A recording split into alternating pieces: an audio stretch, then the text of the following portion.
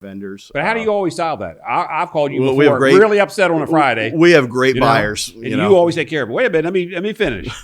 I've called you before, really upset, on a Friday afternoon. I remember this like it was yesterday. Upset, I mean pissed off, like I need to get this resolved.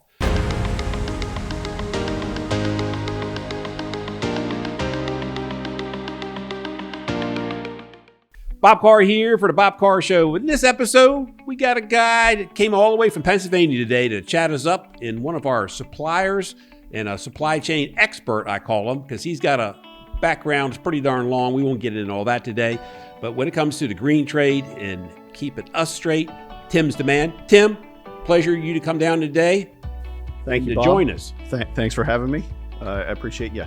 So tell us how we first met. I'm thinking it's right back around COVID, beginning of COVID. Yep, we right at the beginning of COVID. We were going to meet, and then that kind of shut us down for a little bit. Gotcha. Couldn't travel across the state line there, so I was kind of locked at the home office for about 3 months. That was a huge deal, remember? Yep. Couldn't come across different places to go. Absolutely. The governors had us doing different things. You couldn't cross. Now we kind of look back and kind of chuckle back and that kind of seems like 30 years ago, but it's really two and a half years ago. Yeah. The guys at the branch, they were able to take care of you, and I communicated with them. We were talking through the phone, and I could communicate with them down there, and they could get you what you needed. I gotcha. So what hurdles have you seen in the last couple of years in the upheaval with everything in the supply? Lots. A lot of obviously labor. With our suppliers, our manufacturers, okay. Stuff over in China, trying to come over if it's made from there, getting that over to us in a timely manner. We've had a lot of quality suppliers that moved some things around and figured it out. I gotcha. Anything related to oil and gas is also a little bit of an issue. Your plastics. So that's been huge upheaval with everything going on there. Yes. People don't realize that when oil prices change and what that'll do to somebody like in Louisiana that's extruding pipe. Yes. Part of it's PVC or poly. Absolutely. And then the big guys, the Rainbird and the Hunters out on the West Coast, and their supply changed because they run a lot of products, as well as in and out of Mexico, different assemblies. A lot of it's done in Arizona, a lot of it's done in California. Some of it's done, like you said, mentioned, is in China. But all that's kind of been crazy. Then it's hard because when you're dealing with a hairy homeowner in our market, or commercial market, regardless who it is, you're taking care of a client. And the end result is what? They want green grass. Yes. And good-looking shrubs. And if you can't get that product out in a timely fashion, and they've been with you for 25, 30 years as a client, they don't want to hear that excuse. No. And I don't blame them. I don't want to come home and drag the hose either.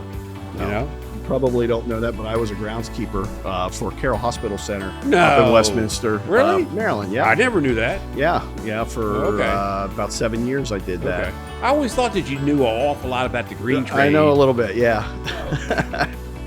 It's a passion of mine. I love it. I've loved it since I was little. Just You always loved the green, being out. Being out, doing stuff out in the yard, and does that come from somebody in your family? Doing it? Father, uncle, brother, sister, what? My brother's a contractor. My other brother is a logger, so they're outside. Kidding. Yeah. Okay, so everybody's outdoors then. Yep. Absolutely. Okay. Yeah. I gotcha. So what's the challenge you see coming up this year in our trade? In the green trade, what do you? It'll be more supply chain issues, I believe, coming from some of our vendors. But how do you always solve that? I've called you before, really upset on a Friday. We have great buyers, and you always take care of it. Wait a minute, let me finish. I've called you before, really upset, on a Friday afternoon. I remember this like it was yesterday. Upset, I mean pissed off, like I need to get this resolved. And I texted you, and you had the same easy going, not sarcastic, because nobody likes to hear that when you're calling with a problem. Yep. At least I perceive it as a problem on my end, because it is a problem. But someone else might look at it like, you've never ever been that way. You've always said, Bob, I'm going to resolve this. I'm going to make this happen. I'm not going to overpromise you and give you a bullshit story, but I'm going to resolve this. I'm going to help you with this situation so we can resolve it together. How do you do that if you hang up the phone? Because I've always marveled at that. And that's why we're here. We still continue doing business as a partner. There's always there's always issues. There's always supply chain issues going some way. But there's always a way. You got to have relations built in to be able to pull that off. Yes, yeah. You just got to know the right channels. And throwing the phone in the corner, you're kind of like, I got this, and I'm always like, and all of a sudden I'll get an email later that night and it can be really late, and you're like, hey, I got this resolved. I got this product coming in for you. I got a piece of this coming in, a piece of that, and then we'll put this together. And by Wednesday, we got this taken care of. And I'm like, glad I got Tim. Yeah, there's a lot Tim of as a behind the partner. scenes. It's not just me. It's the guys at the branch. Yeah, but you make it look me easy. calling I know it's them not easy. So that's take that as a compliment, because I know it's Appreciate not. that. Thank you. Tim, I want to thank you today for driving down from Pennsylvania, chatting with us for a couple minutes. I know you're super busy. I appreciate you, Tim. Thank you, Bob. Thanks for having me. Appreciate your business. Thank you. This wraps up another episode of the Bob Carr Show, and we'll talk to you next week with another episode. Thanks for watching this episode of the Bob Carr Show. Make sure you hit the subscribe button below, and we'll see you next week with a new episode of the Bob Carr Show. Talk to you soon.